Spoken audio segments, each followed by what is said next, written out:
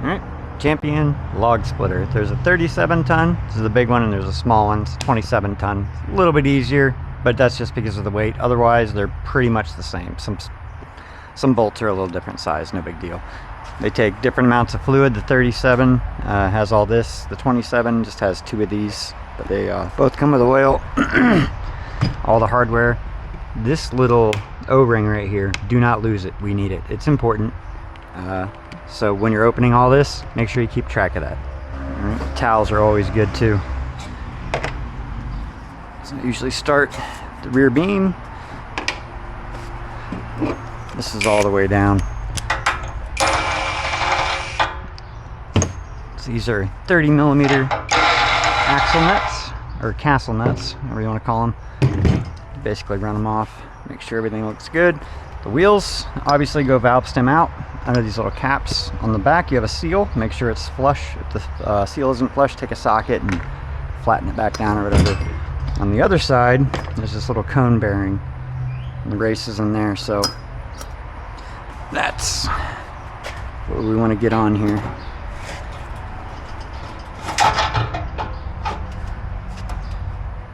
Make sure it's in there, seated. Should be doing this by hand. I wouldn't put a power tool on it. If you do, be very careful.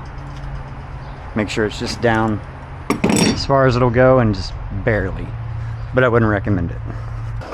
Yeah, just spin these to keep the bearings centered and kind of disperse the grease in there. So you don't want it so tight that it locks up, but you don't want it super loose either. And get it lined up with the cotter pin. Shouldn't have play this way or this way, top or bottom or side to side. Same thing on this side. Yeah, it'll tip on you too, so be careful.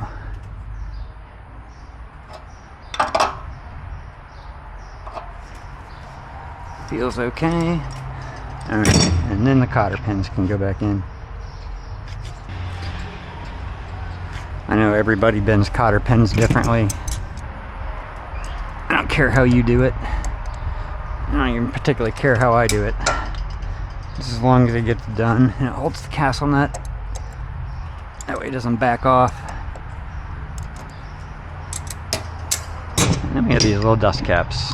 Just use a soft mallet.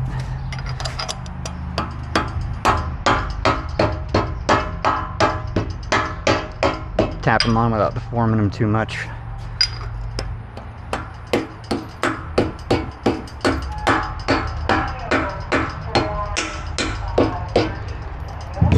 And we have to take these two 19 mil bolts out.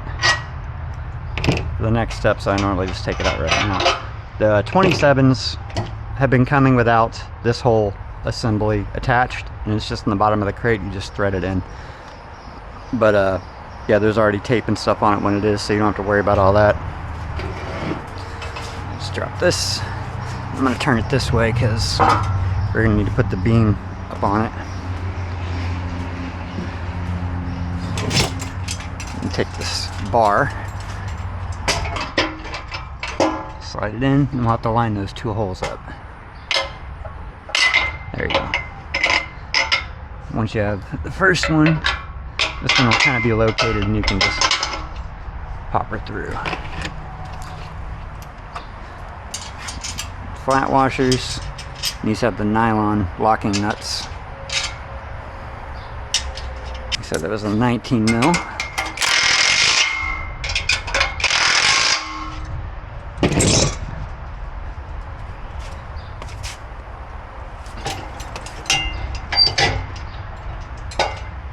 Usually stand that up like that. Next we're going to get the engine on this plate. You can see the different mounting holes for the different size engines. Since this is the bigger engine, it's going to use these rearmost and these front ones. You see that one's more oval.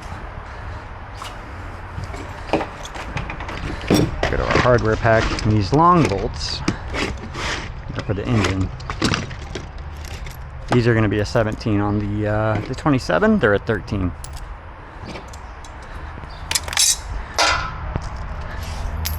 When you lift the engine, make sure you don't grab something that's going to bend or break. A lot of this is plastic. or like really thin metal. So I usually try to grab something cast.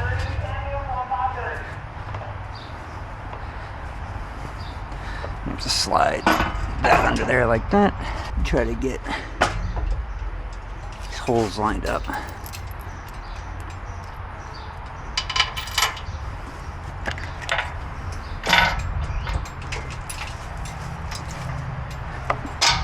Should do the front ones first.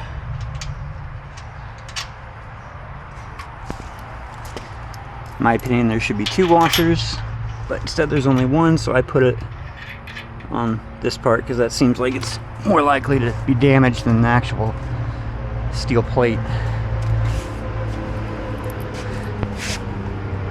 And this rear hole, kind of a pain. There it goes. I kind of just put my finger on top of it while I put the nut on.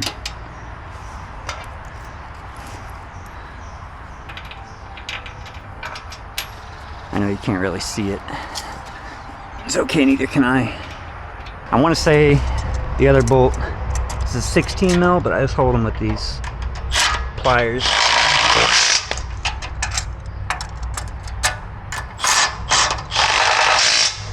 And this one's tricky. So if you had a wrench, it'd probably be easier. I just have to adjust these ever so slightly till they grab.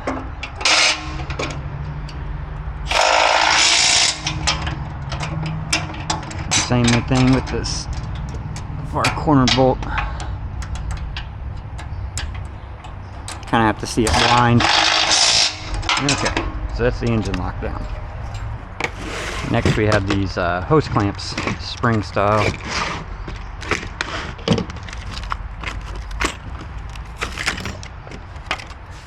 Our clear hose.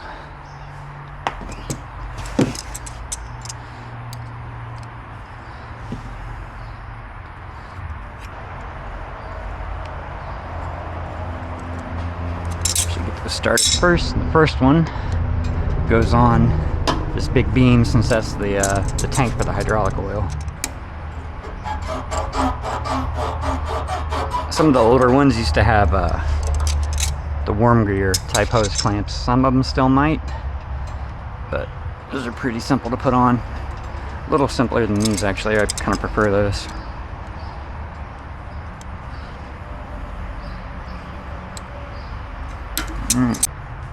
This is absolutely the worst part.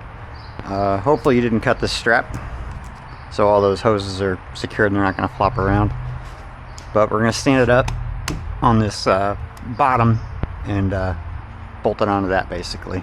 With this, if you're not world's strongest man, I am not, you might want to get help. I can sort of lift these myself. It'll be easier since it's elevated a little bit, but you should probably get help. That would be the smart thing to do. But luckily I never claimed to be smart, so I'm gonna do something stupid.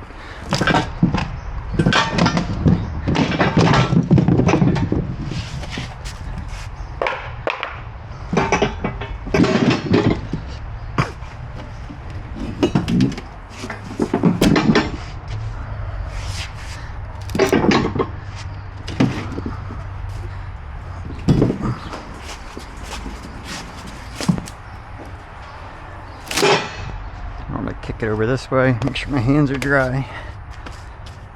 At least if I hurt myself, it'll be on film.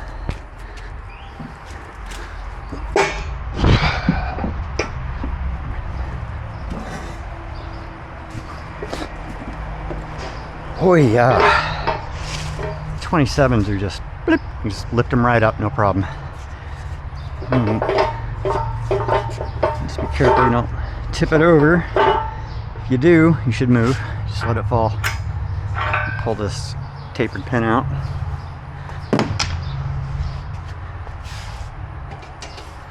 And take this part and roll it up.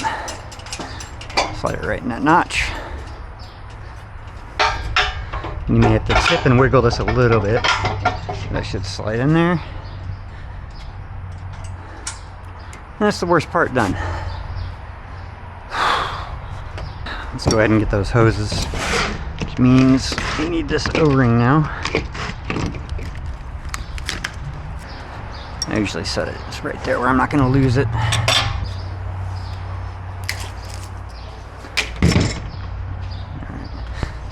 So we have two types of these fittings. You can tell when you look at the end of the hoses which end they go on. It's pretty hard to screw it up. I don't even think you can screw them on the wrong one. And you don't need to overdo the thread tape. Just do a couple turns with the direction of the threads. And try not to get it up here on the sealing surface. Same deal here.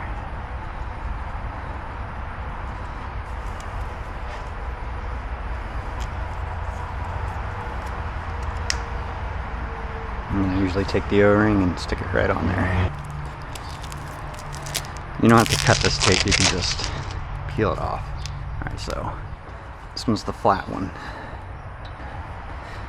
Start it by hand. Make sure you don't knock that O-ring sideways or on the ground.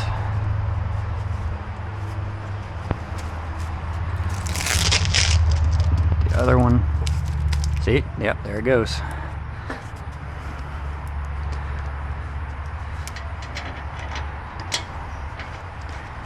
Same deal.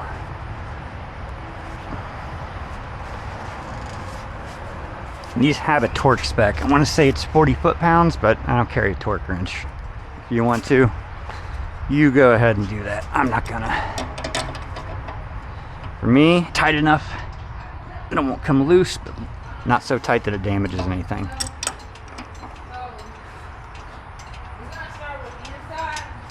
At this point, we just have our fenders, our wings, and some of the other little stuff. So I'm gonna start with the wings.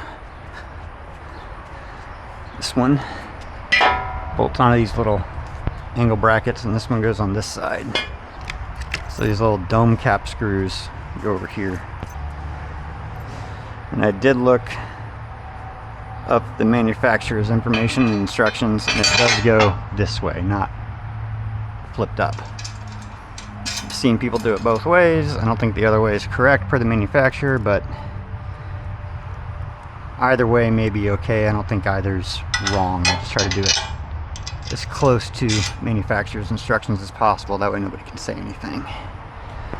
This side gets 4 flat washers, these 4 lock washers, spring washers, whatever we're going to call them, and these 4 naked bolts. These are for the fenders. These are all 17 mil, every single one of them.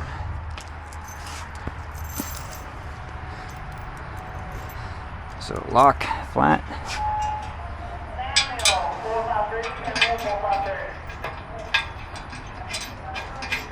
So once you get the top one started, it can just hang, and the rest are easy.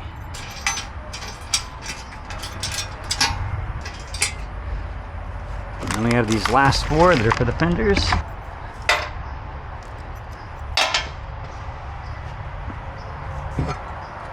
The reflectors should obviously face the rear. I've seen them backwards before. Don't do that. Don't do it dumb. Usually start this one first, and I'll do this one last since it's the easiest. Just kind of hold it.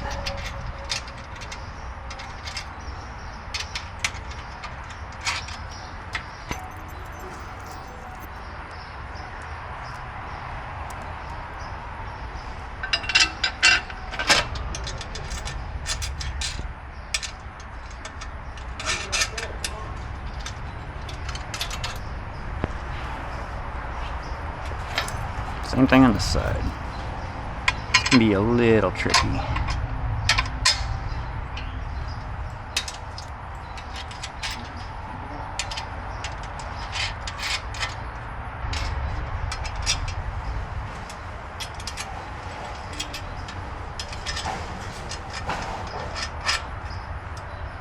At that point, we just take the 17 mil.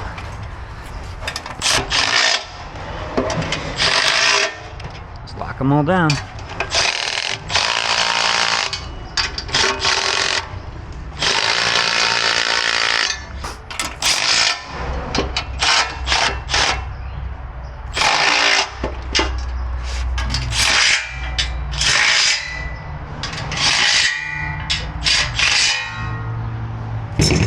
At this point, all we have is fluids. and this guy. May as well go ahead and do this guy now. I always hang them right here on this little lever.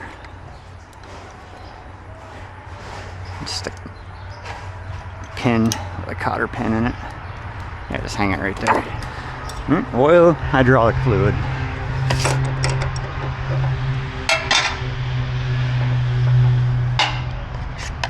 I use one of these types of funnels. I think you can buy them here in the store.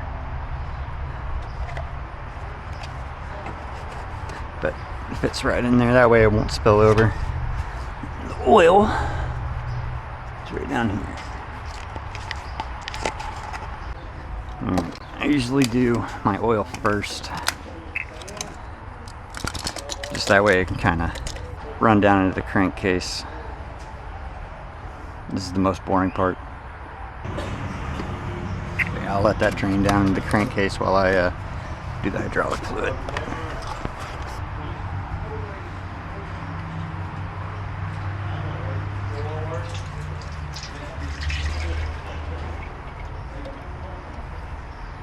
There is this little gauge on the side too, so you can tell if you don't have the appropriate amount of fluid.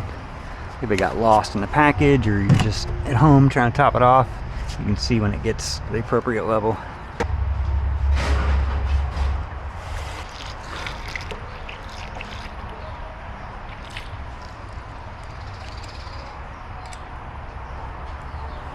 That's all the fluid.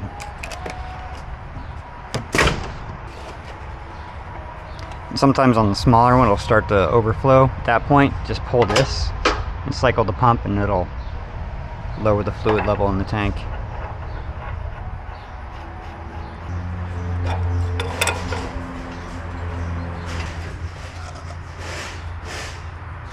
I'm usually trying to let this drip on the ground because they'll come to me and tell me it's leaking when it's not. I just was messy and spilled. So when I get done with this, I'm going to drag it away from here. Let it sit on clean pavement. So one, it doesn't look like it's leaking, and two, if it is leaking, you can actually tell it's leaking. Because that would be a thing that you would want to know. Alright, so after that, you can see some air in the clear hose. Take it, give it a couple pulls, get the fluid to circulate. We're good. I always remove the no oil tag since it has oil in it now too. At this point I just drop the beam.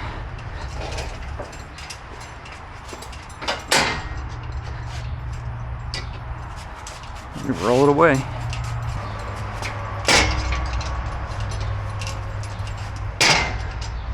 Dunsky.